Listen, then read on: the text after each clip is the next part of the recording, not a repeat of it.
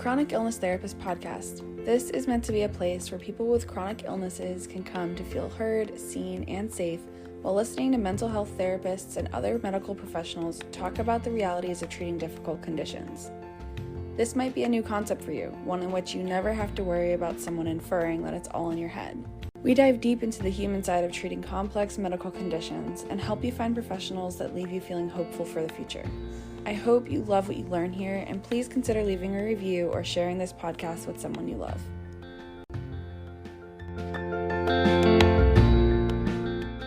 Are just kind of looking to learn the basics of acceptance work. What does it mean, and what skills can help you kind of lean into acceptance? We talk a lot about acceptance on this podcast and what it is and what it isn't.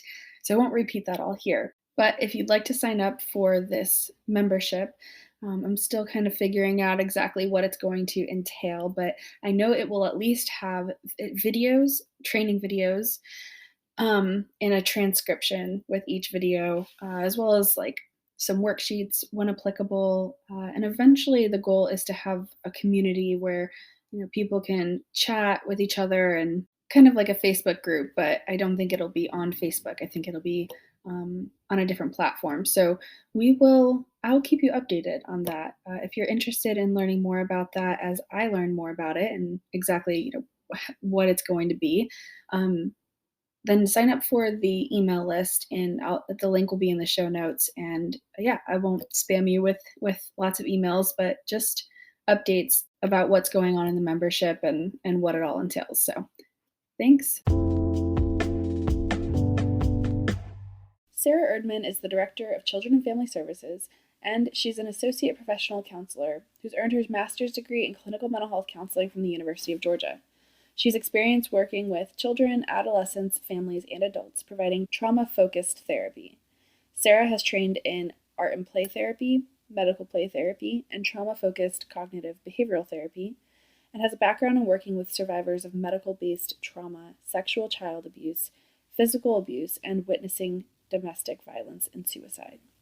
She has a passion for working with those who have experienced trauma, desire creative interventions in therapy, and who have chronic medical conditions. This is awesome, Sarah. Can we start right off the bat about medical play therapy? Haven't heard. Is that a specific training, or is that like your things combined? So honestly, I love thinking about medical play therapy. So it actually originated in child life. So my background before I entered the mental health sphere, I was in education. And I was teaching in the States, and I taught abroad in Northern Italy. And I kind of knew I wanted to gravitate out of the educational field and into mental health. But at first I thought about child life. So pretty much kind of that support person in a hospital. And part of some of my beginning of child life training was a medical play therapy course, which I thought was really neat. And then as I kind of transitioned and shifted to truly clinical mental health, I didn't understand why it wasn't addressed, especially when we talk about children, child development, trauma. I'm like, where's the medical element? And so, yes, medical play therapy is a child life based modality. And I'm trying desperately to bring it into like the clinical mental health sphere. Yeah, well, hopefully we can do that a little bit here today, because this is really fascinating. Mm-hmm. I have a therapist working in my practice. She works with children. I don't work with children. I work with some older teens, but not young kids. And so can you tell us a little bit about, this medical play therapy? What are some of maybe even like a made up case study? Like what are some of the things that people come in with, and specific examples, obviously not with a real client, but yeah.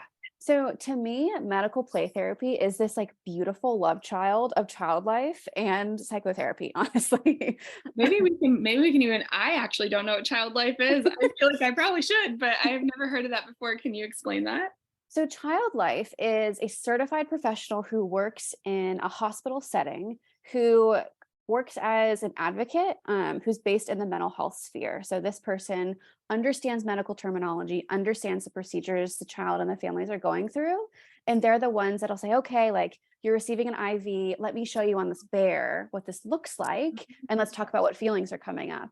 And so it's that very similar, okay, I'm going to give you the logistics of what's happening. I want to help you process those feelings in the moment so that when it comes down to the procedure, the child feels more comfortable, at ease, and like they have someone on their side. Awesome. It's a really neat position. I know that there's a pretty significant shortage, especially with COVID.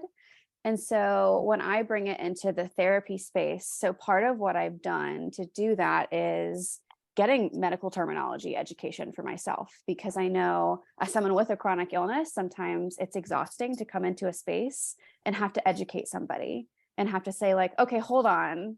I just gave you a term. Should I define it? So part of that means having a pretty basic baseline understanding. And when I bring it into therapy, adding in the elements of play to express what it's like. So it's not as focused as in a hospital where there's probably a timeline crunch going on. So Yeah. for example, if I am with, say, a 4-year-old who has experienced seizures and they come to therapy, usually by the time I'm with them, I have like a release of information. I talk to a neurologist, I talk to all of their care partners, and I want to understand what the experience of seizures are like for the child. And so we won't go into like the nitty gritty of what it means physiologically, but we will talk about, okay, when your body tells you you have to sit down, what's your heart telling you? Is it telling you you're scared? Is it telling you to run and to flee? And so part of therapy will be deconstructing that feeling and saying, okay, if your friend was feeling like this, how would you want to talk to them? And we practice that with each other in this more contained way. And we try to make it a safe experience for them so that the next time it happens, it's validating the experience of the fear, maybe being out of control of our body, but bringing our power back to the child. Yeah, that's amazing. I'm so glad that that exists, and I'm so glad you're doing that. Um, how long have you been when did you graduate?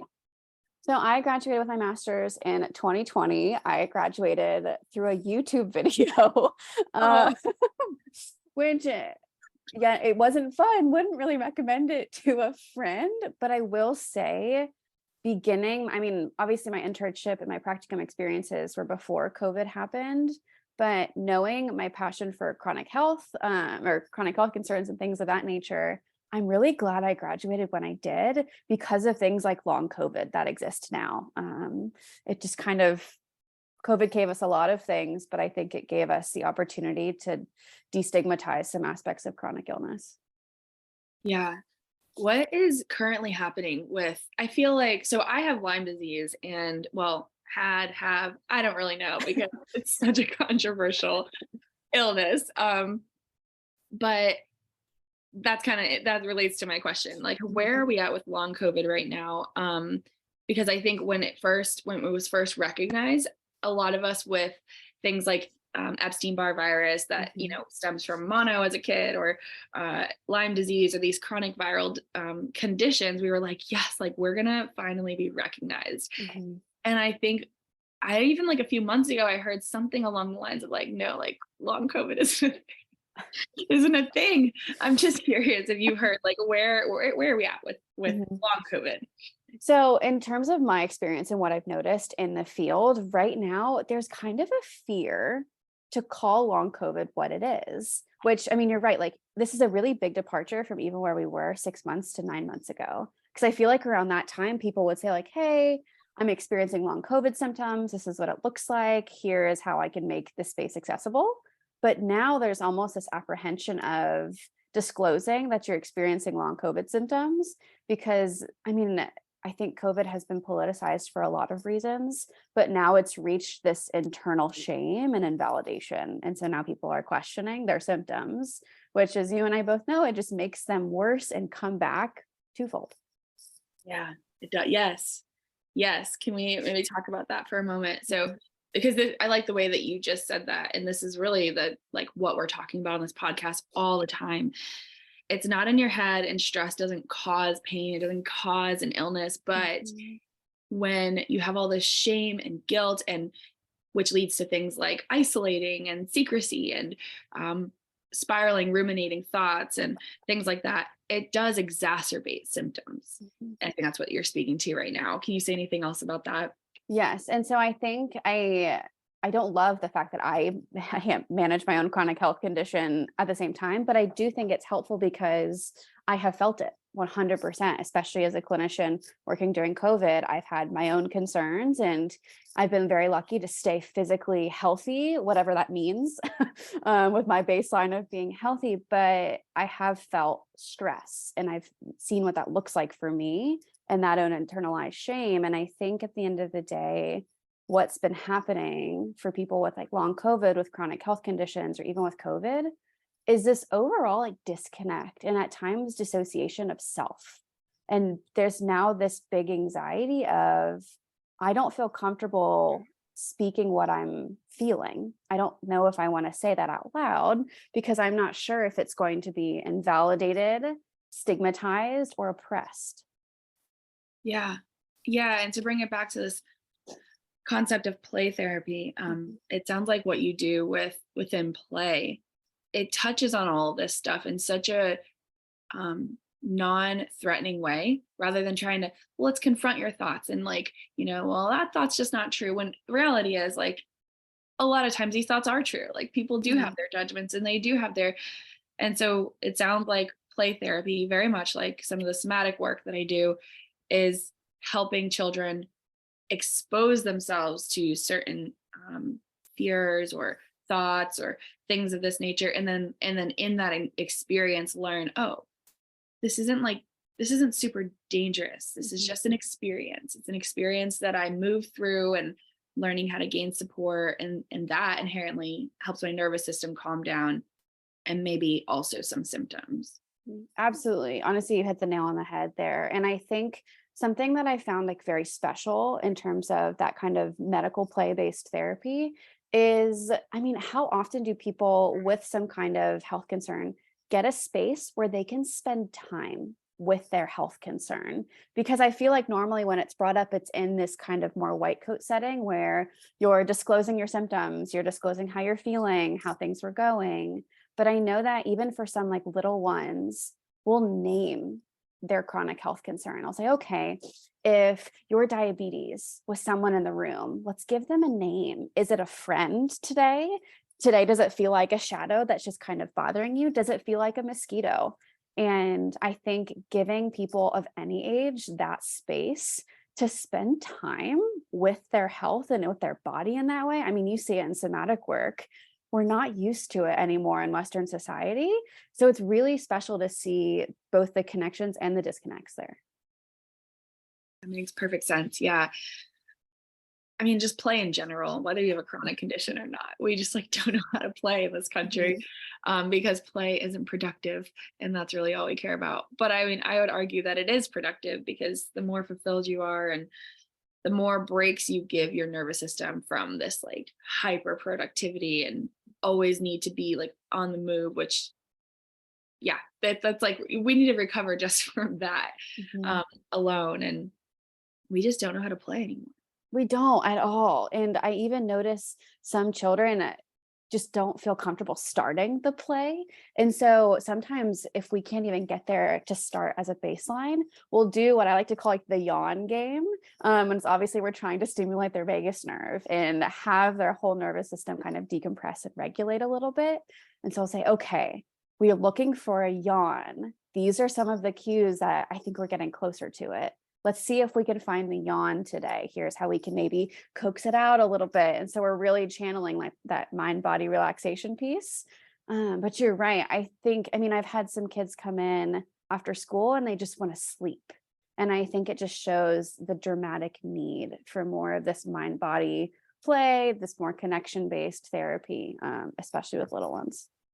Yeah. Oh man, that's really cute. I like the the yawn exercise. Yeah, this is really fascinating. So, do you work with only kids?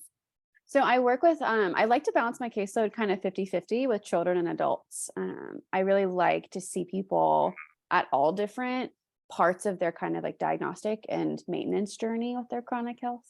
And I also it's a nice challenge because I never know what I'm going to get with a wide variety of ages. Yeah, and do you work with parents too, or do you just have, do you like refer out for family therapy, or what do you do? So I typically don't do family therapy. I'm lucky to be at a practice where there are other clinicians who do see families, but I do also work with the parents. I like to let them know that their child is the one in control of the room, and I actually ask the child's permission to talk to the parent. Which obviously, like legally, I make sure that the parents give consent and things like that. But once that is established, I make sure that the child knows that they're in control because this is usually one of the only times that they are, with obvious boundaries of kind of safety, respect, things like that. So I do work with the parents just in terms of how to support their child, what this even means, and also how to help advocate in other realms, whether it's school, with their stakeholders and their health, things of that nature. Yeah, and what are some of the experiences that children have, like, from especially just being in the hospital over and over again or being in doctor's offices where, like, the language is hard enough for adults to understand, let alone Mhm. kids. So, what are some of their experiences and then that you then help them normalize or get, normalized through play? Mhm. So a lot of the time I've noticed that if a child enters a doctor's office, they already feel like there's something wrong with them. And I've noticed that this is a difference between children who have those quote unquote normal checkups and then children who don't. And I think I could honestly go on a soapbox about our idea of normal. But I think it's what I've noticed is a lot of kids now have this conditioned response to entering medical facilities of they're already feeling anxious and they're already experiencing fear and anxiety and that kind of jitters in some kind of way. And over time, it's led to this mentality of brokenness. And I mean, especially when we're thinking about the medical model, it is about brokenness. It's so flawed for so many reasons. And I think the more kids experience this very white coat medical model where they're hearing words that aren't being defined to them, it's scary and it feels foreign. And so it makes them feel like they don't have control of their body. They aren't in control of their life and how they're treated. There's no autonomy there, and that they're broken. And I mean, I've seen kids as young as 4 years old, and it's like you're going to tell a 4 year old that they're broken at such a young age. It wears on someone's psyche over time. Yeah, and it's your normal if it's happening from such a young age and you just don't even know anything different. And Mhm, sometimes when you try to work with clients around that concept of like them not being broken, it can feel really invalidating. mhm, So obviously we move gently and lightly and with lots of validation and lots of compassion because mhm, these people have usually also had people they've equally had people tell them how broken they are and then tell them to push through it and well you just got to push through it, like you still have to get up and you still have to go to school and you still have to do X, Y, and Z, and there's just no accommodation. mhm. So there's this really conflicting view of like what it means to be sick and how I've been told that that's me being broken, yet I'm expected to do everything just like everybody else. Mhm. Absolutely. And also on top of that, asking for help makes it worse. So there aren't a lot of options and choices out there. And so I think therapy is a really good opportunity if someone feels comfortable and ready to talk about what those experiences have meant to you over time and how it's impacted just your view of self. And especially as we're in kind of a body positivity realm of our world, what positivity means if you aren't happy or you don't feel at home in the body that you're in. Yeah. What does that look like with younger kids? So for a lot of younger kids, I mean, as you said, they don't have a baseline that other children do. And it's this idea that, okay, my body's going to tell me I have to get sick more often. And so it's, first of all, normalizing their experience and affirming their experience and giving them connections.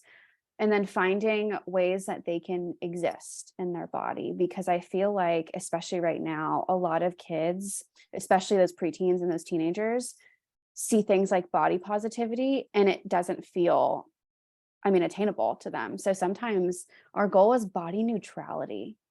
And I think that's where I like to start with the really little ones is okay, what does neutral in your body look like?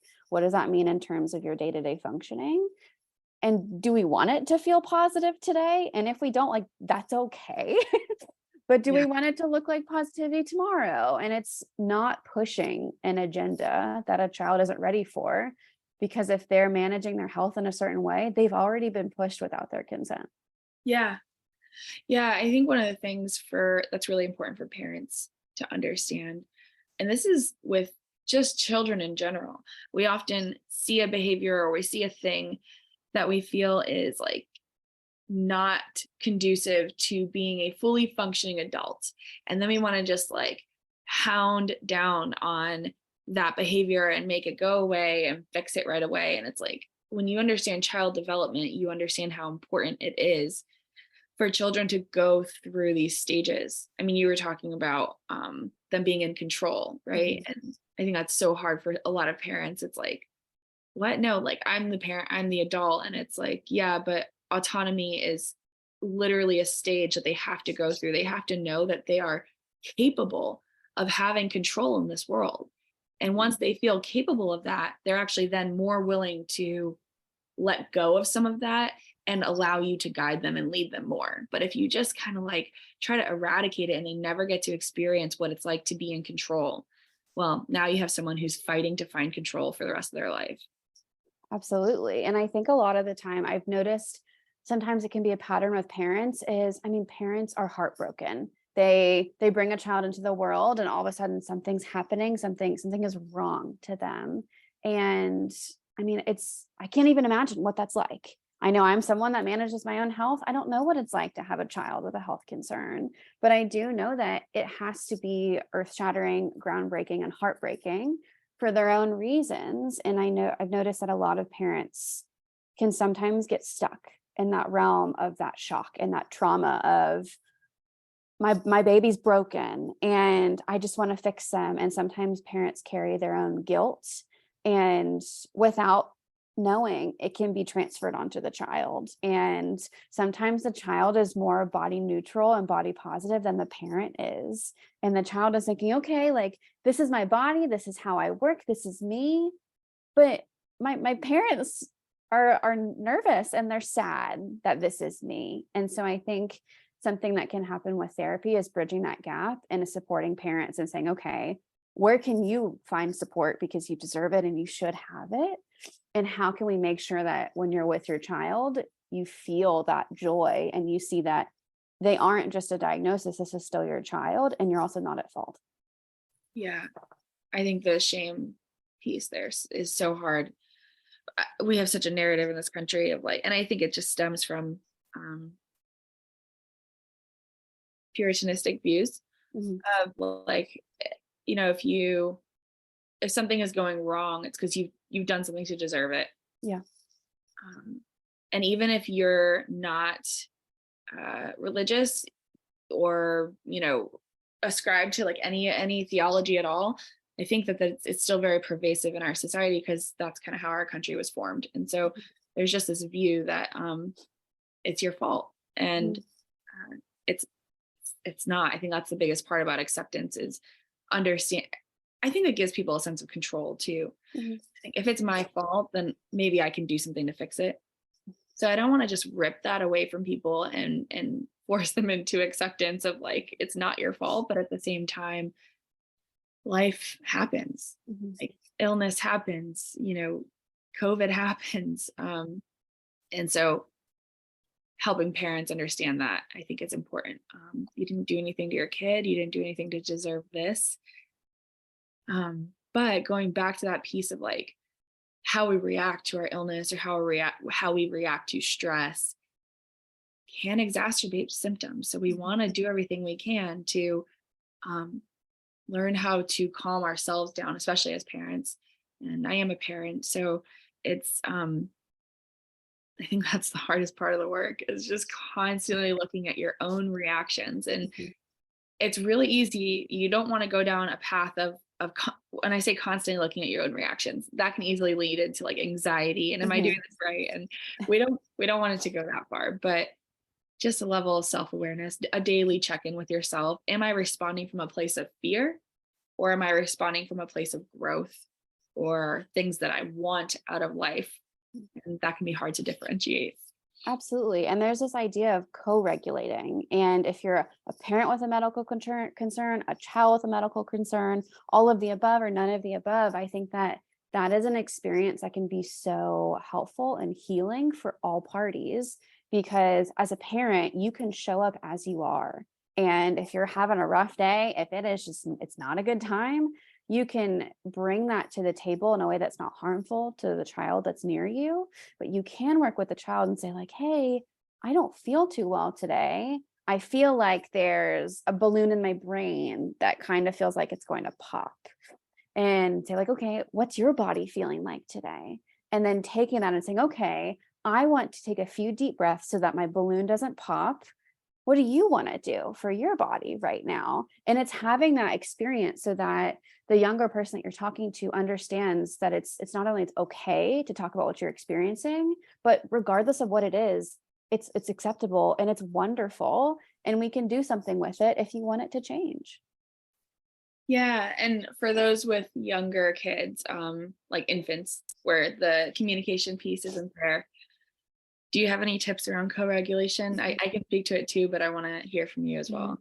So I think it's that somatic experience and it's that somatic bonding that will be really huge. I mean, obviously, infants are so highly intuitive and they're so connected to their people.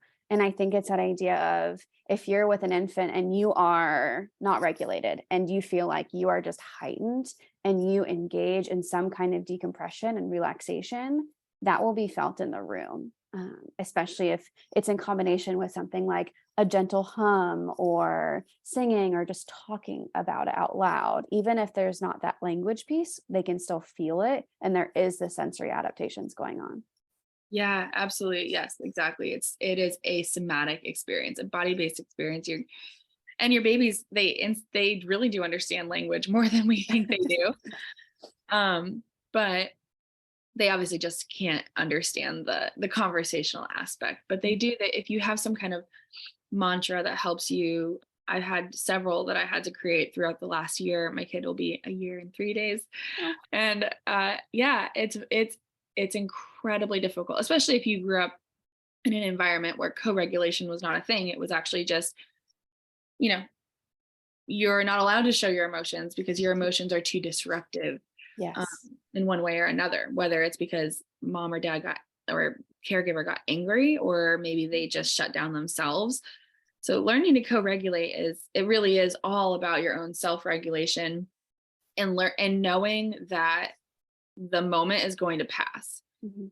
If you can have faith in the fact that the moment is going to pass and that nothing is permanent, nothing lasts forever, you're able to stay a little bit calmer. In when your baby is crying for 3 hours straight. Yes. You don't know why and you can't figure it out.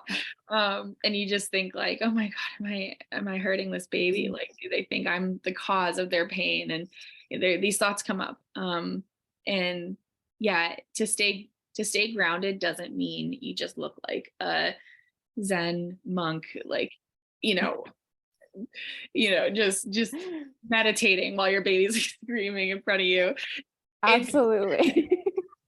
I think that there's this like common misconception that parenting is in like the polar opposite sides of the spectrum, that we're either this like Instagram parent that is not typically realistic, of being always calmed, of always regulated, just on top of things all the time, or we're a bit of a hot mess. I think that balance that's truly healthy for everyone is in the middle, because I mean the human experience is messy.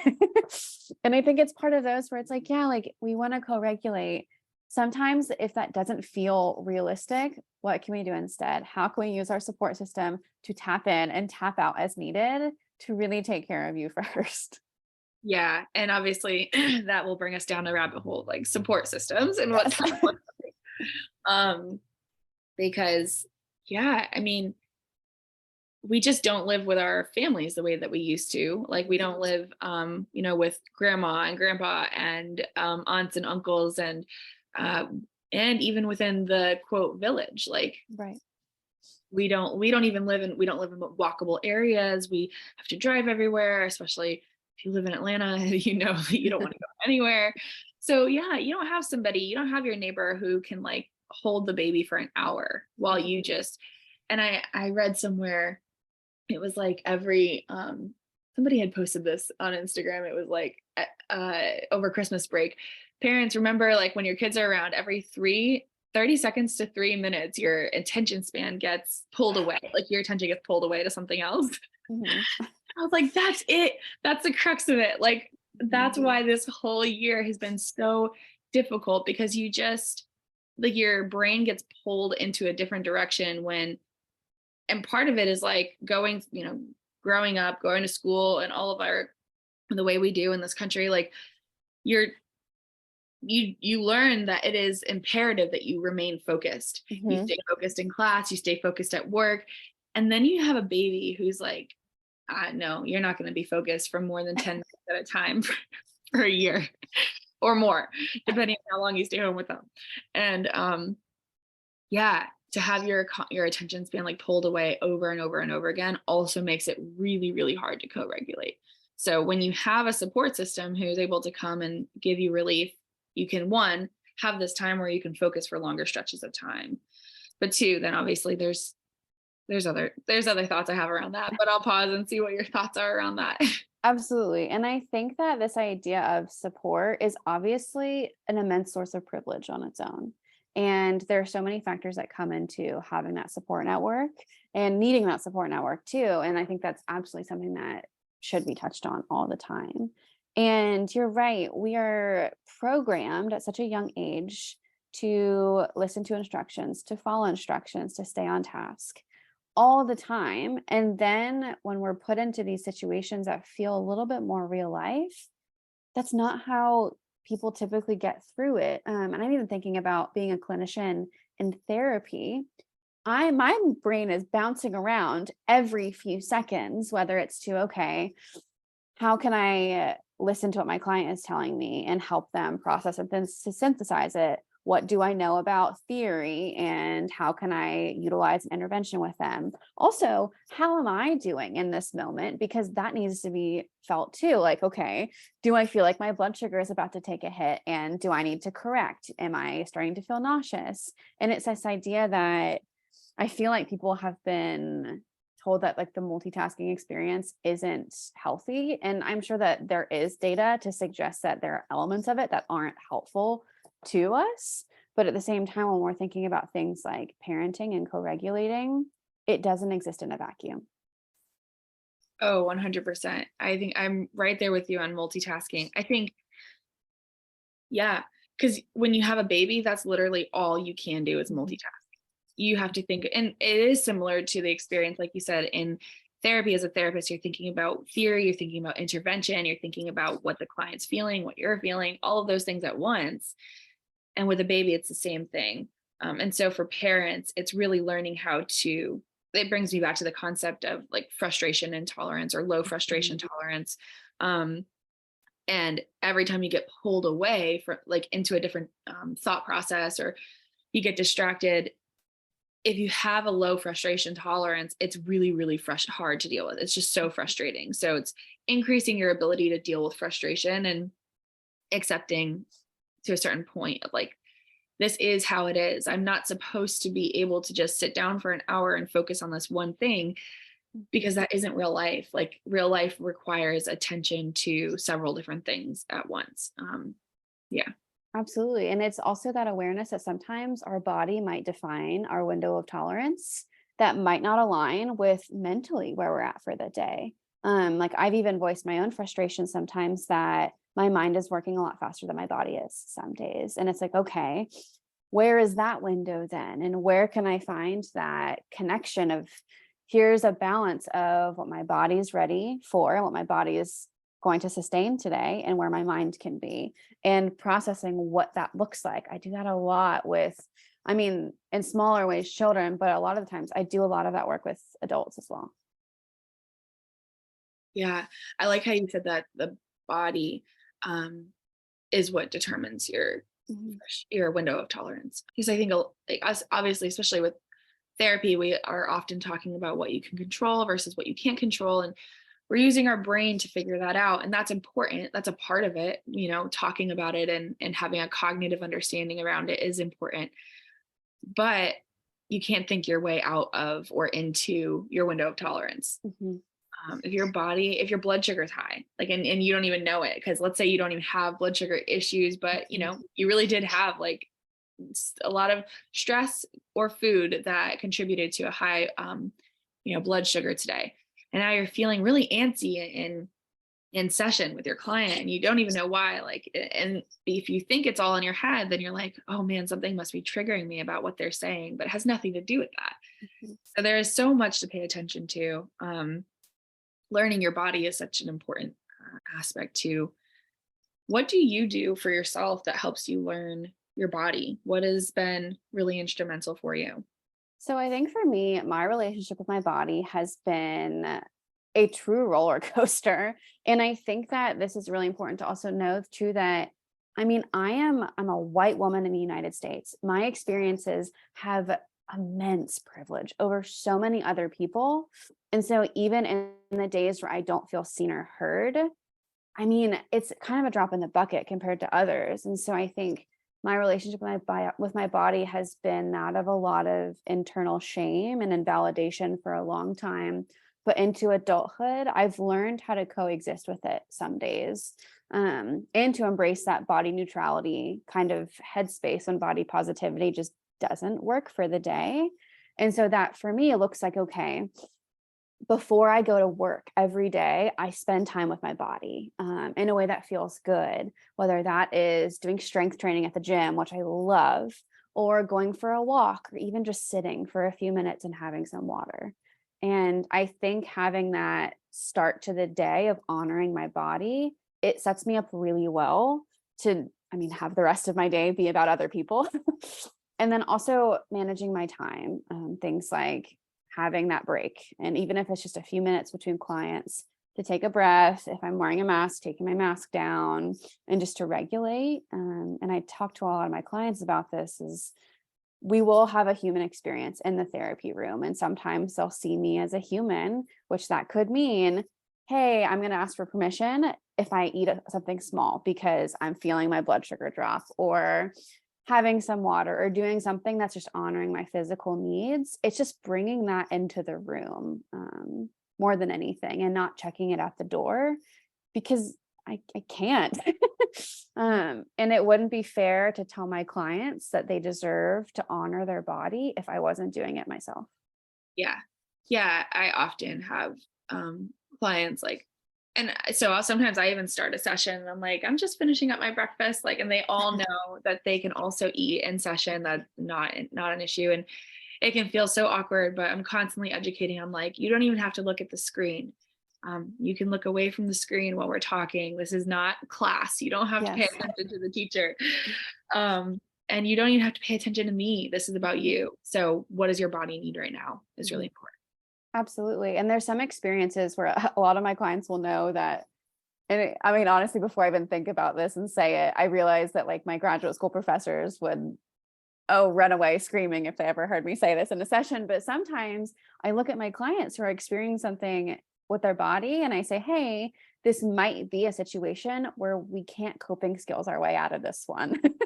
And sometimes it just takes that immediacy for a client to say, like, thank you. This is hard.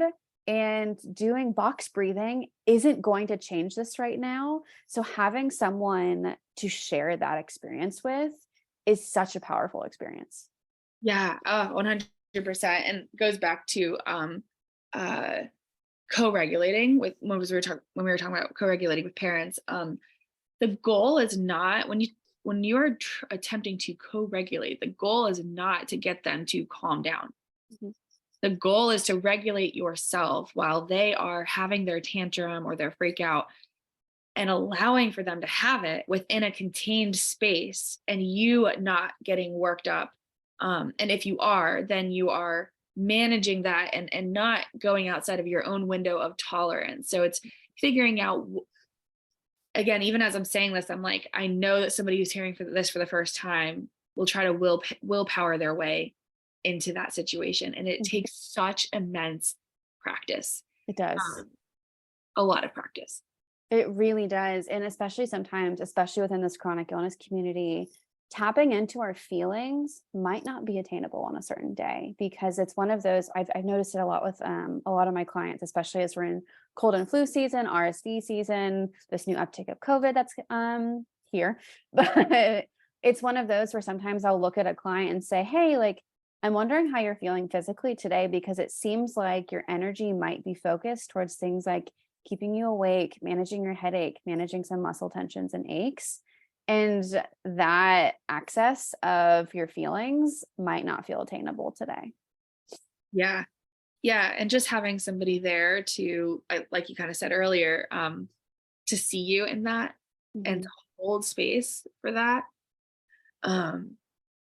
And to not have to think about, like, I'm supposed to be improving right now. I'm supposed to be practicing this skill, or I'm supposed to be doing something to feel better. Sometimes just feeling the thing and not trying to change it. Well, that's actually the entire entire process. Is like, how do we just let you feel this and not try to change it? Which is, it can be incredibly dysregulating for a lot of adults. I think kids maybe are a little bit more can it's a little bit more tangible for them, because they're already at least familiar with play. You know, we still let them play a little bit as kids, not as much as we should.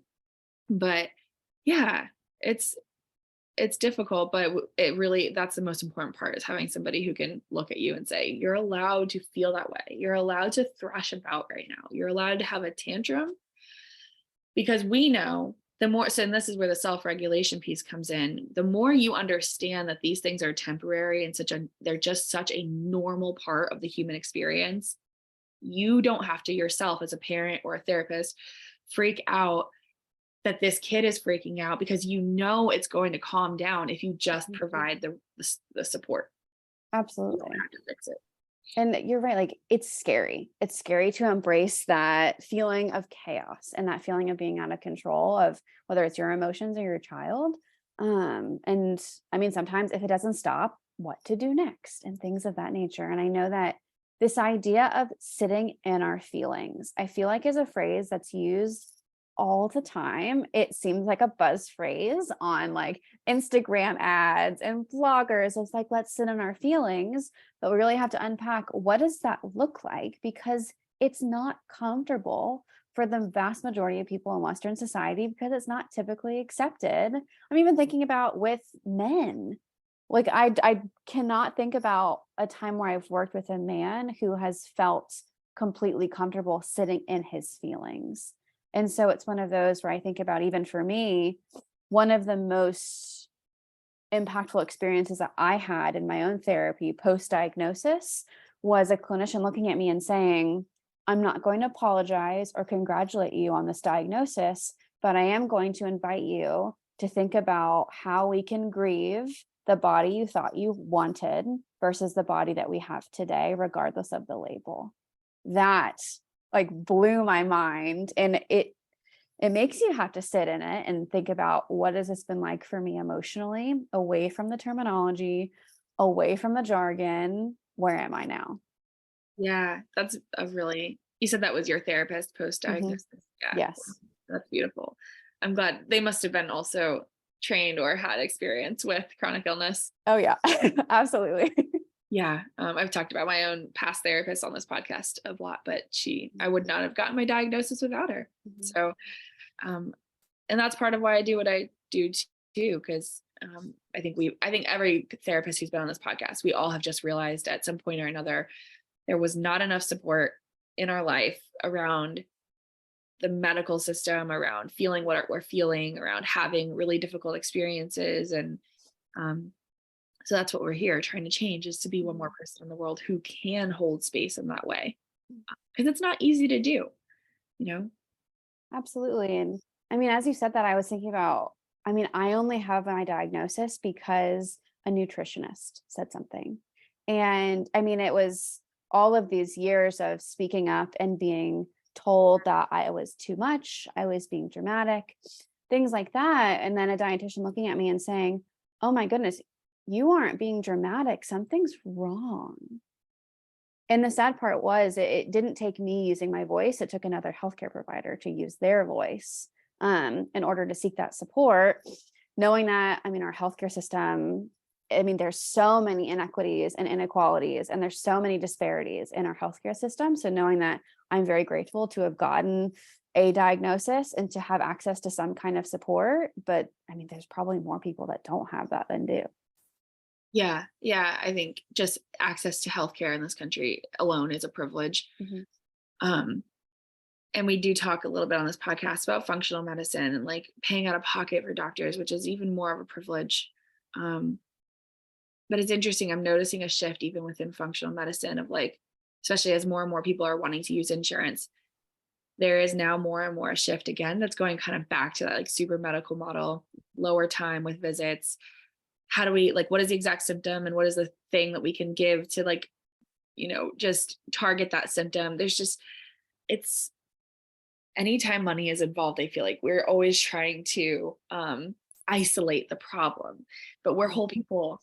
We're whole people. And I think that's why too, people think like, if you are referring me to a therapist, it's because you think it's in my head. And it's like, no, I mean, maybe yes, some doctors probably yes, but that's not what we're here for. We are here to be one part of this whole problem. We're just it's the holistic approach. And I think, indigenous cultures, they know this, they've known this forever.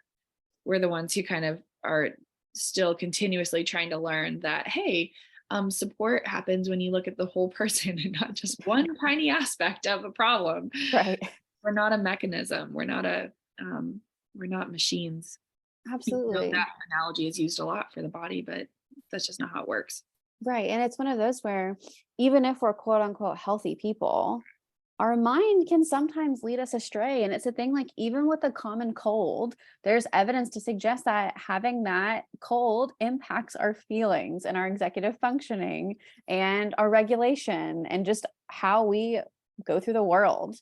And so I think right now, I mean, it's understandable that I'm sure at kind of the economic level, it's got to be hard to find ways to delineate care and reimbursement and insurance. That's got to be tough, but they were obviously missing the mark on that connection. And it's this idea of, okay, how can we support the whole person? Because we're not. And it's continuing to get worse. And why do people have to feel stigmatized and like they have to go through a traumatic diagnostic process to just be acknowledged? Yeah. Yes. I like your example of the common cold. And, even this conversation is, the privilege within it, which just comes down to how there is no support for time off within the corporate, whether it's corporate or government jobs, it doesn't matter. Like time off is just not a thing in America. And to have a cold, you're right, it affects your ability to perform, but we are just trained to believe that nothing is supposed to affect your ability to perform. You compartmentalize and that's just that. And then I think that's like part of the problem too, is like when we can't, then we think that there's something drastically wrong. Like it has to be, it's like all or nothing. It has to be, you are just so severely ill and disabled in this like horrible like word that, when really it's everybody goes through disability at some point in their life because of the systems that we live in. Whether it's COVID or a really bad cold or the flu or something that's a more chronic condition. Absolutely. And it's this idea of if our expectations of what we should be doing are based on perfection, we aren't going to hit them, like, period. And just the idea of thinking, okay, you have to get this done, you can't have feelings. That's not realistic, but that is, I mean, ingrained in a lot of parts of our society of check this at the door, which, yes, at the end of the day, businesses still have to run, projects have to be completed, we still have to function. But it doesn't take these big, massive overhauls. It can just take this moment of talking to a manager or a boss if you feel comfortable and if it's a safe situation to do so, and saying, okay, here's where I'm at today. I didn't get much sleep because my 6-month-old has really bad acid reflux. I want to get my projects done today. I will get it done in the next 36 hours. I might just work different times. I might be completing this at 3 a.m. because that works with my baby's schedule. And it's having room for humanness again. Yeah, I agree. I think while our whole system is always trying to work against the ability to be able to do that, I do think there is at least some room for, especially in all honesty, I think COVID helped with that. Mhm. I think lately people are trying to get back to this like rigid world, but and during COVID there was so much flexibility, and I think people are really grieving more right now. This like going back to the old normal when we kind of were getting used to the new normal. Mhm. And it's that idea of like hustle culture. Oh my goodness, hustle culture is one that I have spent a lot of time processing with people because I mean, I'm thinking about like my fiance works in corporate America, he works in technology. The man has a work ethic I've never seen before. I am in awe of how hard he works and how dedicated he is to solving problems. That hustle culture for him works beautifully. It makes him really fantastic at completing projects. It makes him great with divergent thinking. But what happens if he's tired? What happens if, I mean, heaven forbid, he wants to take a break? And it's this all or nothing idea that we really have to start deconstructing of how can we honor these really wonderful attributes of people that created hustle culture, like drive, like initiative, but to use it in a way that's sustainable long term. So it's no longer a hustle. We're jogging. We're not sprinting anymore because we can't keep that up forever. Absolutely. Absolutely. And I think there's a time and place too. Like when you are younger, like young in your young adult years, you just have more energy. So, even if we had more of this understanding that maybe you work harder in your 20s Mhm. and you know that you're working to kind of be able to work less as you get older. Yes, I think there's a little bit of that conversation as in like when I retire, but that's like telling a 20-year-old about like retirement when, in your 60s or 70s. That doesn't resonate. We just really don't understand transitions in this culture. We kind of just feel like, well, this is what I'm doing, this is what I'm always going to be doing. And then when there's a huge shift, as there should be, a transition, as there should be, there's a lot of grief that comes along with that. So I any absolutely agree. yeah. And how are you on time? Do you have to get off right at 10? Oh, I'm good. I just wanted to ask, um, you were a contributing author in a book, What We Didn't See Coming, Mhm. um, with chapter 1, right? Can you tell us a little bit about that? So, oh my goodness. So what we didn't see coming was it's pretty much like an anthology style book. So meaning there are different authors that wrote every chapter. And for some reason, I was chosen to write chapter 1. This was like after I'd already submitted it. So it's authored by Dr. Beth Tolley, who I worked under and I studied under in my undergraduate career. And she read my submission and said, "This needs to be how we start this book." And oh my goodness, I don't think I've ever felt as seen and as honored as I did in that moment. And so my chapter is all about my experiences when I was abroad and what it was like to be outside of our culture where I didn't speak the language and how we connected about our mental health and our physical health in the education system. And so I was in Modena, Italy, and I was working as an English teacher and a special education teacher in a first grade classroom. Keep in mind, I really didn't speak much Italian. I'm lucky to have grown up in a very Italian family. But aside from words that I probably can't say in a school, I didn't really know too much Italian. I understood the cultural nuances that I have in my family, but complete fish out of water experience. And so at the time when I went over, I was experiencing some anxiety and grief in my personal life. And the experience, I mean, it was life changing because I understood what it was like for other people in other cultures to talk about what they were experiencing. All of this in like a game of charades. And so I remember being in a classroom and there were kids with all different needs, just mixed in, very normal. And that was it. It was normal. Even children who needed some one-to-one aid and assistance, this was life, and they weren't stigmatized. They would be walking around the classroom if they needed to move their legs. Children didn't have to ask to use the restroom or honor their biological needs. It was a really interesting experience. And I got to see what it looked like long term in terms of just their health outcomes and their mental health and how that's translated overseas. And so my chapter is really about how nonverbal communication taught me more about communication than any experience I've ever had in the US.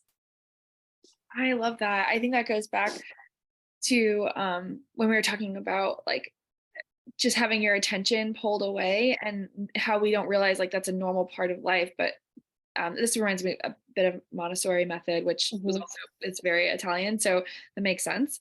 But as a Montessori teacher, you're taught how to, and I know there's accredited, not accredited at all, but when you're really trained in Montessori ways, you're taught how to look at the kid and see their not, like you're saying, their nonverbal needs without them telling you because they're not verbal.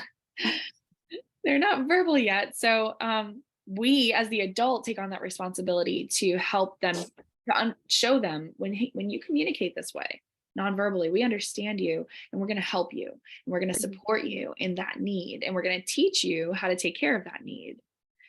But then you bring a kid into an environment where you have to ask permission for everything and you have to follow directions exactly as you were told on the first time when they're not even developmentally, it's not even developmentally appropriate.